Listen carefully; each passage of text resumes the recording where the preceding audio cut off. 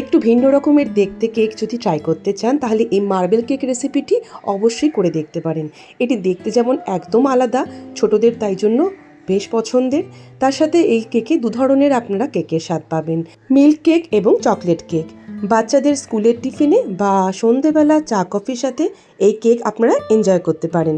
ভীষণই সফট আর ভীষণই মজাদার। নমস্কার বন্ধুরা, আপনাদের সবাইকে স্বাগত জানাই আমার কুকিং চ্যানেল সোনালী কথায়।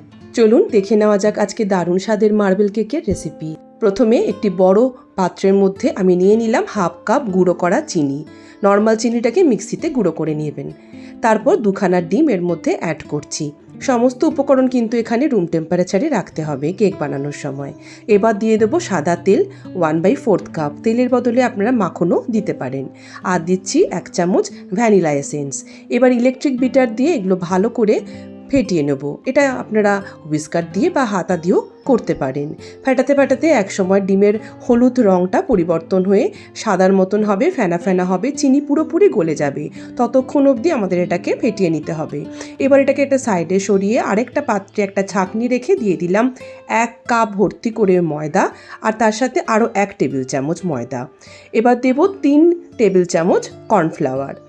শুকনো উপকরণগুলোকে এইভাবে সমস্ত একসাথে চেলে নেব। দিয়ে দিচ্ছি 1 চামচ, চা চামচের 1 চামচ বেকিং পাউডার, আর ওই চামচেরই 4 ভাগের 1 ভাগ বেকিং সোডা, 1 চিমটে লবণ। এবার আমরা শুকনো উপকরণগুলোকে মোট 3 বার চালবো। প্রথমে যে বাটিতে এগুলোকে নিচ্ছিলাম সেখানে একবার চেলে নেব। পুরোপুরি এগুলো চালা হয়ে গেলে আবার এটিকে অন্য আরেকটি পাত্রে চেলে নেব। দেখুন আমি আপনাদের দেখিয়ে দিই। আমি আরও একটা পাত্র নিয়েছি, তারও উপরে এইভাবে ছাঁকনিটা রেখে আবারও চেলে নিচ্ছি। এইভাবে 3 বার চেলে নিলে কি হবে, শুকনো উপকরণগুলোর মধ্যে বেশ অনেকটা পরিমাণে হাওয়া ঢুকবে এবং এই কেক আমাদের ভীষণ ফ্লাফি তৈরি হবে। তো চলুন, আমার 3 বার তো চালা হয়ে গেল। এইভাবে শুকনো উপকরণগুলোকে আমরা তৈরি করে নিলাম। এবারে আমরা কেক মোল্ডটাকে তৈরি করব। তো তার জন্য আমি এখানে ব্যবহার করব আজকে পাউন্ড কেকের মোল্ড।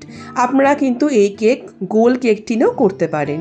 কেক মোল্ডের ভিতরে সামান্য একটু সাদা তেল ব্রাশ করে তারপর দিয়ে দিচ্ছি বেকিং পেপার।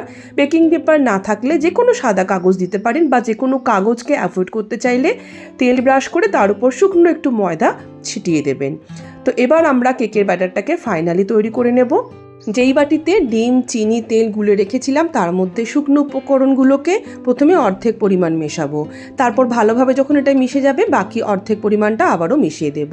এইভাবে 2 ভাগে যদি আমরা মেশাই তাহলে কোনো রকমের ময়দার দলাত এর মধ্যে তৈরি হবে না। শুকনো উপকরণগুলো বেশ অনেকটাই শক্ত বা টাইট হয়ে গেছে বলে আমি অবশ্যই এখানে দুধ যোগ করব।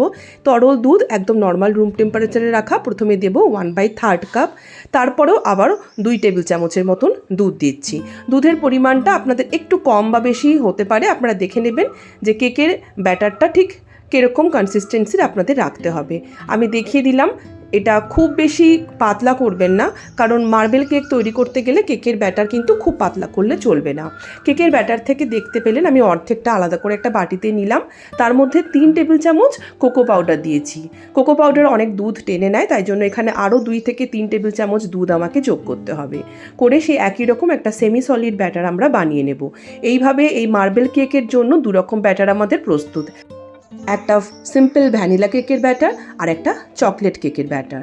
এবার কেক মোল্ডের ঠিক মাঝ বরাবর প্রথমে যে কোনো একটা ব্যাটার দেব, তারপর আবারও ঠিক একই মাঝ বরাবর নেক্সট ব্যাটার দেব।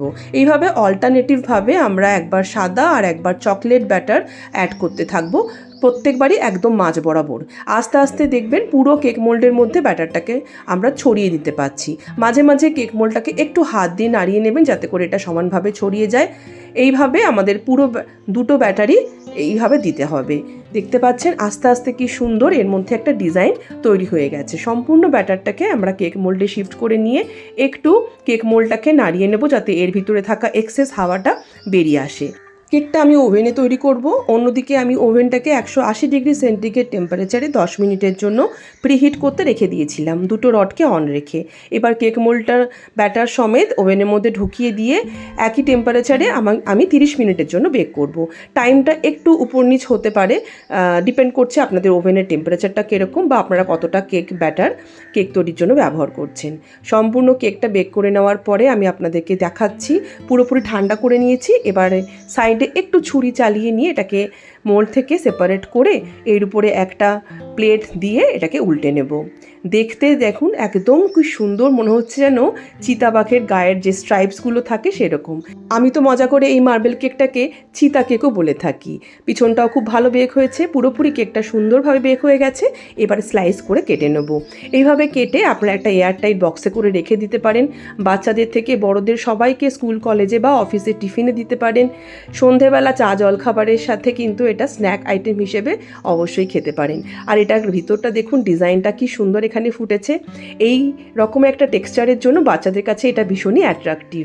আশা করি আজকের এই সহজ উপায়ে তৈরি মার্বেল কেকের রেসিপি আপনাদের ভালো লেগেছে। আর ভালো লাগলে অবশ্যই এটিকে একবার হলেও ট্রাই করবেন। ভিডিও ভালো লাগলে লাইক কমেন্ট শেয়ার করবেন। আমার চ্যানেলে নতুন বন্ধু হয়ে এলে চ্যানেলটিকে যাওয়ার আগে অবশ্যই সাবস্ক্রাইব করে যাবেন। কেকটা কিন্তু খেতে ভীষণই সফট হয়, আপনারা অবশ্যই বানিয়ে দেখবেন। আবার পরের দিন দেখা হবে নতুন কোনো ভিডিও নিয়ে। সবাই ততক্ষণ অবধি ভালো থাকবেন, সুস্থ থাকবেন। নমস্কার।